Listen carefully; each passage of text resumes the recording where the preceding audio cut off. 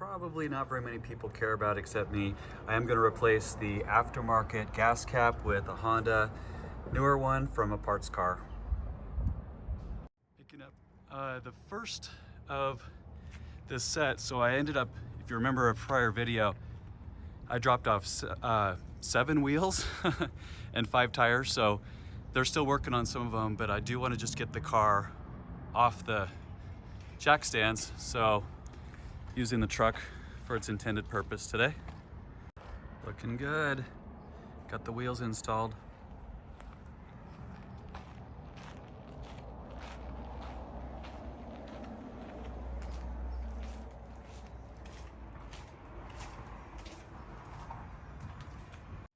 This morning I am putting a couple hundred miles on the 6-speed Desert Mist Coupe.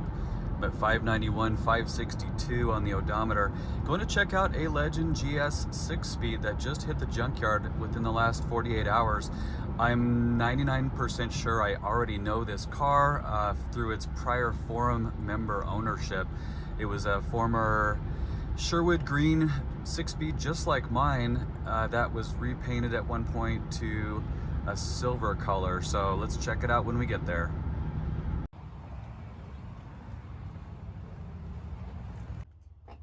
So this is the car. I found it and it's already been picked over. The engine is disassembled, but we've got proof that it is the car I was thinking it was. The Acura Legend.org decal is still there. And looks like the console is intact. The cluster's there. Wow, 332 on the odometer. This thing lasted pretty good. Now, what's interesting, it was a Sherwood wood tan interior car, but you can tell someone has done at least a partial interior swap to black here. Very interesting stuff.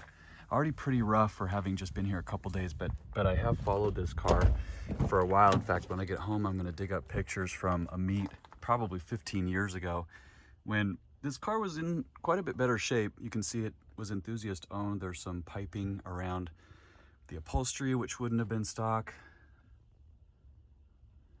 GS 6-speed, pretty cool. I think I'm gonna go ahead and grab the console and shift knob while I'm at it. The bezel, this is already cracked. That's a notorious thing. The dash is not in great shape either. A few good parts remaining on this thing. Despite the engine being mostly disassembled, like transmission is still very much intact. Got all 6 forward gears in reverse. Somebody needs to come grab that.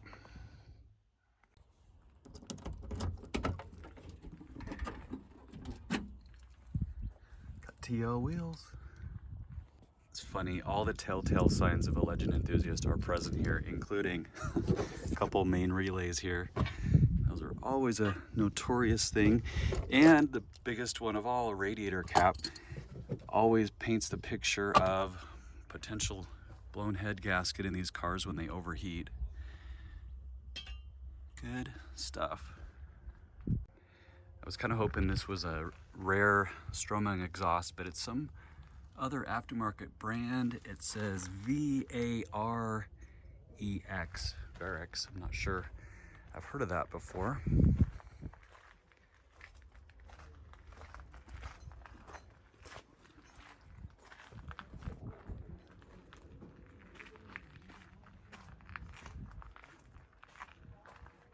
Just wrapping up at the pull-in safe here. I got a few good parts off of that donor car, and I'll tell you more about those in a little while, but I have to get home and put a few miles on this 94 coupe. The stuff that I ended up getting, which you'll probably see most if not all of this at the National Acura Legend meet this fall in New Mexico, included a pretty rare JDM, or Japanese domestic market, front grille for the sedan.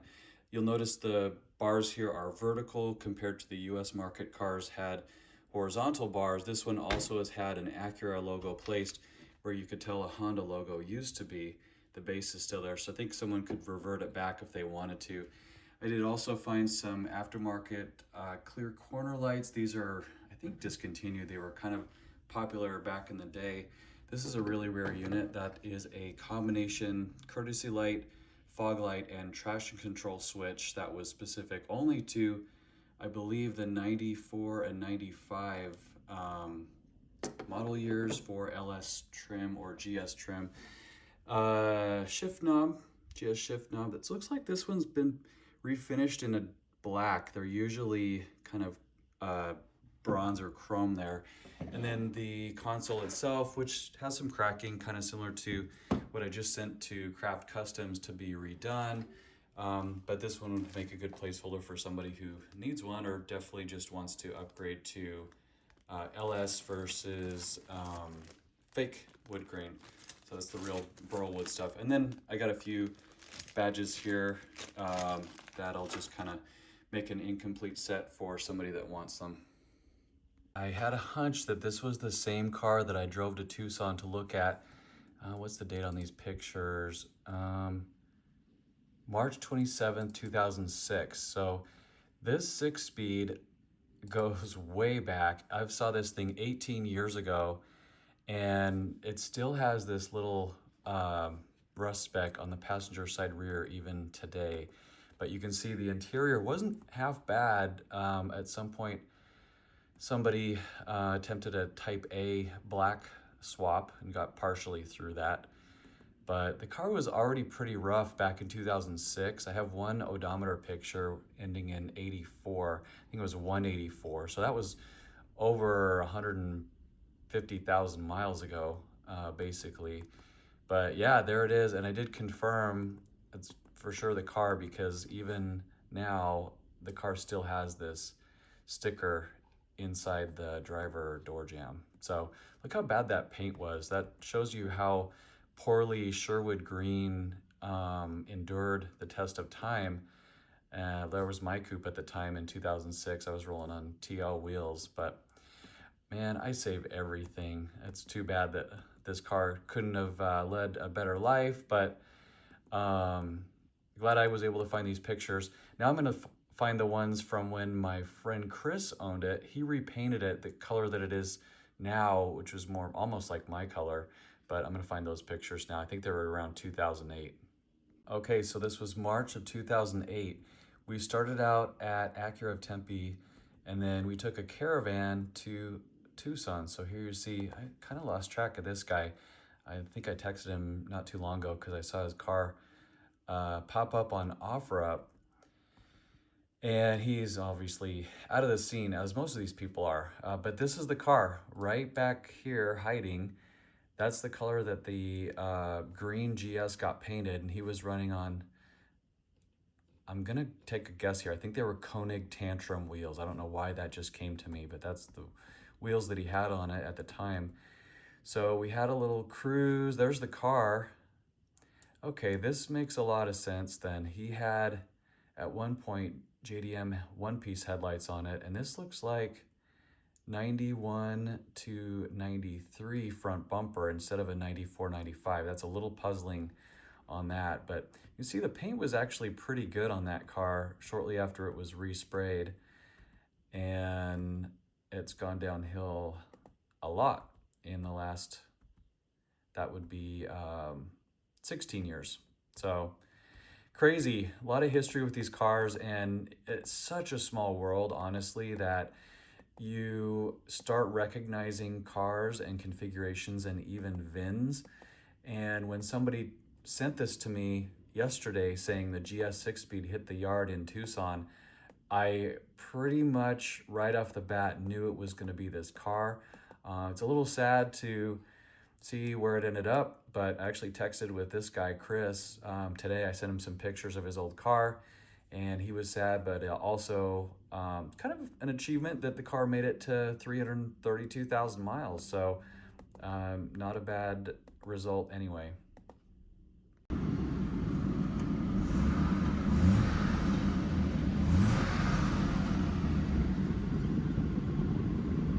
All right, guys, the box is back from Craft Customs, which means time for the unboxing for the GS console and steering wheel.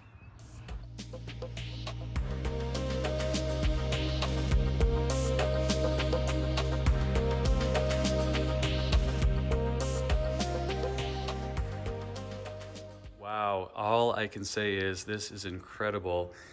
The quality of the finish here is unreal. So obviously on this piece here, I have to reinstall the ashtray portion here, as well as the little black bezel that goes around the double din radio. And then I already have in the car the parts that need to go here, the shift boot, the little mounting bracket that goes around that.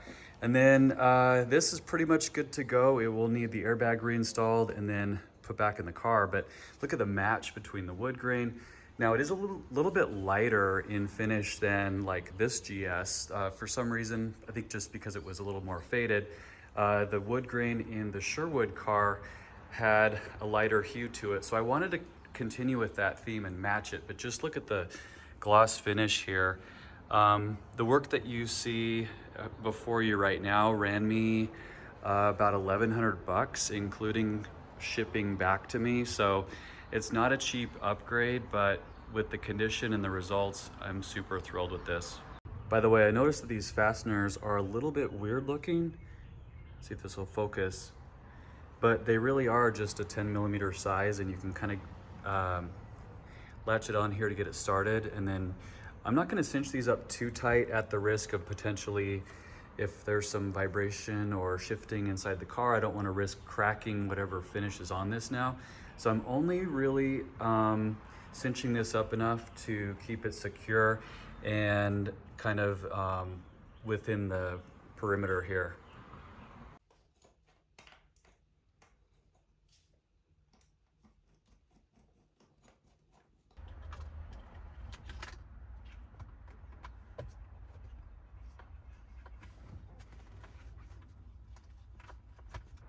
And just like that, the console is back in business. That was a really easy install. 2 little screws there in the felt tray, and then a few clips to carefully push in on the bottom portion and toward the back. But next to come, and tomorrow it'll be happening, is the steering wheel install. Kai's gonna come over and get that thing rigged up.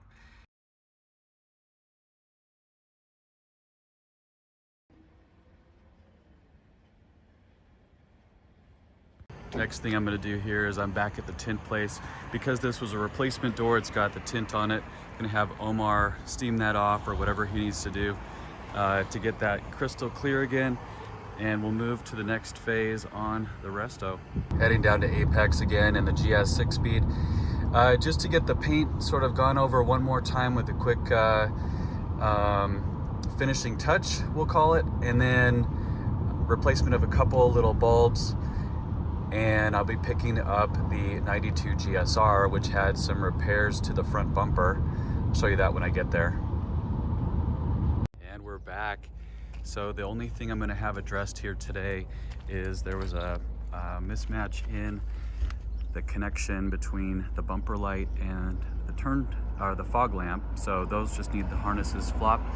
There's a marker light out on these corners here. They're kind of a pain in the butt to get out without causing some damage with like a flathead, you know, over on this trailing edge. So I'm gonna let them have at it. And then just an overall kind of buff over the paint, as it's been probably 3 months since this was painted. Paint continues to cure over a length of time, and I think it could benefit from just a quick once over before I call it officially completed. While we're here, I'll show you the GSR. This car had already had some paint work done previous to this, but for some reason, as long as I've had this car, the bumper had a missing slat here. This section here was cut out, potentially, I guess, maybe for some kind of high performance build.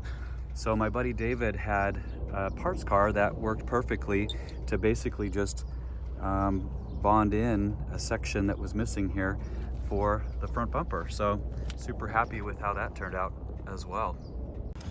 Fueling up the Legend, and interestingly enough, this is the same location where it got its first full tank of gas under my ownership, and now it's back restored, getting topped off once more. The car is a completely different machine than it was going on 2 years ago now. It's hard to believe that much time has passed, but I'm super happy with the work. I had Apex go over the car one more time just to kind of fine tune the exterior finish.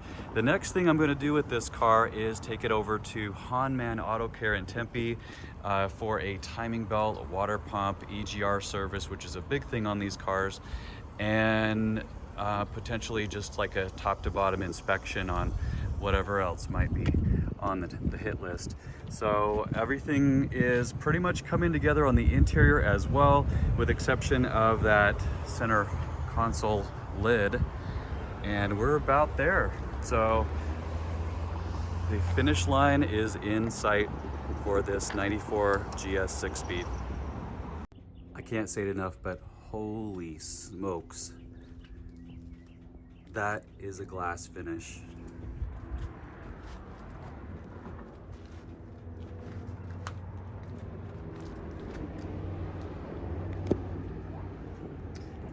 It's so reflective, you can see the details of Chuck's very, very sad looking 88 LS Legend Coupe. Nice job.